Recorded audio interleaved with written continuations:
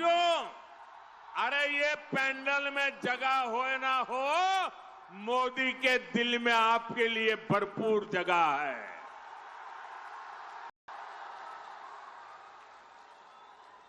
साथियों, सरकार की नीतियों और निर्णयों का असर हम हर क्षेत्र में देख रहे हैं। साथियों, यही बिहार के राजगीर में पिछले वर्ष महिला हॉकी की एशियाई चैंपियनशिप हॉकी टूर्नामेंट हुई थी। हमारी बेटियां चैंपियन बनी थी।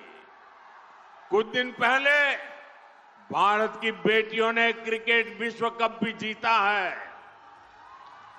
ये क्रिकेट के इतिहास में पहली बार हुआ है। 3 दिन पहले ही ये विश्व विजेता हमारी बेटियां दिल्ली में प्रधानमंत्री आवास पर आई थी। उनका आत्मविश्वास देखकर मुझे गर्व हो रहा था। गांव कस्बों से निकलकर हमारी बेटियां 140 करोड़ भारतीयों का अभिमान बनी है।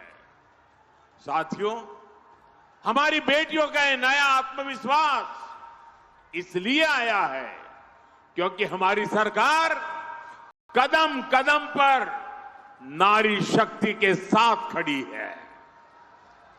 अब आप देखिए, जनधन बैंक खाते, मजाक उड़ाते थे मेरी कि महिलाओं के जेब में पैसा नहीं होता है, खाते कैसे खुलेंगे।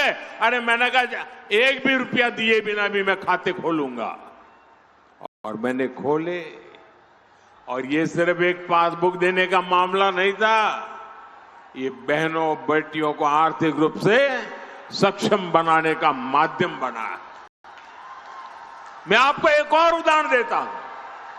आजकल मुख्यमंत्री महिला रोजगार योजना की बहुत चर्चा है।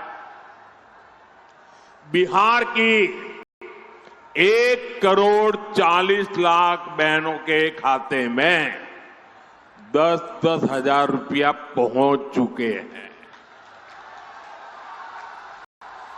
कल्पना कीजिए, अगर बहनों के बैंक खाते ही न खुलते तो क्या ये योजना बन पाती? मोदी ने बैंक खाते खुलवाए, नीतीश जी की सरकार उनमें बहनों को सहायता भेज रही है। आज पाई पाई बहनों के खाते में पहुंच रही है। और इसलिए आप याद रखिए, अगर आरजेडी और कांग्रेस का जंगल राज होता तो आपके हक का पैसा भी लूट जाता। और ये मैं नहीं कह रहा हूं, ये कांग्रेस के नामदार है ना, उनके पिताजी खुद कहते थे जब वो प्रधानमंत्री थे और पूरे देश में पंचायत से पार्लियामेंट तक सिर्फ और सिर्फ कांग्रेस का ही झंडा फहरता था। सारी सरकारें उनकी थी, म्युनिसिपैलिटी उनकी, ग्राम पंचायत उनकी, सब कुछ उनका था। उस समय कांग्रेस के एक प्रधानमंत्री, ये नामदार के पिताजी, वो कहते थे कि दिल्ली से 1 रुपया निकलता है तो गांव में जाते जाते 15 पैसा हो जाता है। जरा बताओ, ये कौन सा पंजा था जो 1 रुपये को घिसता घिसता घिसता 15 पैसे कर देता था? ये कौन सा पंजा था? आज भाइयों बहनों, अगर पटना से 1 रुपया निकलता है तो पूरे 100 पैसे आपके खाते में जमा होते। आज दिल्ली से 1 रुपया निकलता है तो 100 के 100 पैसे आपके खाते में जमा होते हैं। और इसलिए मेरे माताओं, बहनों, भाइयों, नौजवानों, आपको सावधान रहना है।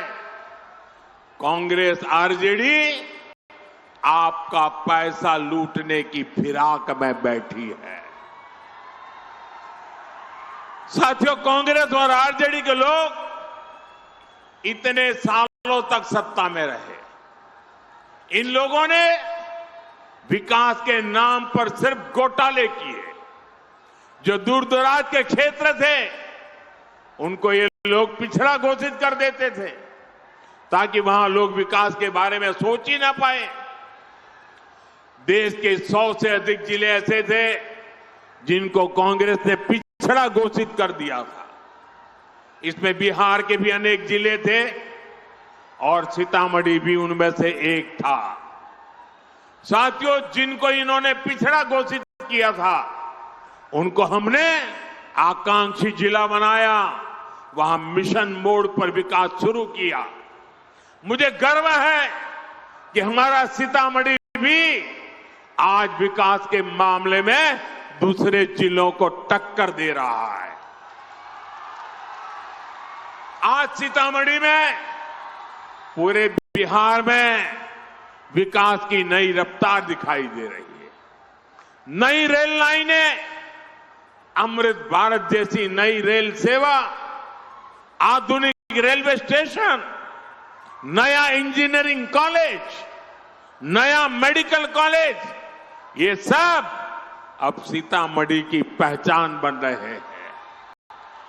और मैं आपको भरोसा दिलाता हूं, बिहार में फिर से एनडीए सरकार बनते ही हम विकास की इस गति को और मजबूती देंगे और आप लोगों का कल्याण का काम करेंगे। साथियों, हमारी सरकार यहां विकास भी कर रही है और विरासत को भी सम्मान दे रही है। हम इस क्षेत्र को रामायण सर्किट से जोड़ रहे हैं। सीतामढ़ी से अयोध्या के लिए सीधी रेल सेवा भी इसी प्लान का हिस्सा है। आपके पाहुन, आपके दामाद जी तो खुद प्रभु श्री राम है। अयोध्या में सीतामढ़ी के दामाद जी का भव्य मंदिर बन गया है। अब माता के मायके की बारी है। पुनौरा धाम की भव्यता अब पूरी दुनिया देखेगी। साथियों, एक तरफ एनडीए सरकार अपने तीर्थों का विकास कर रही है, वहीं दूसरी तरफ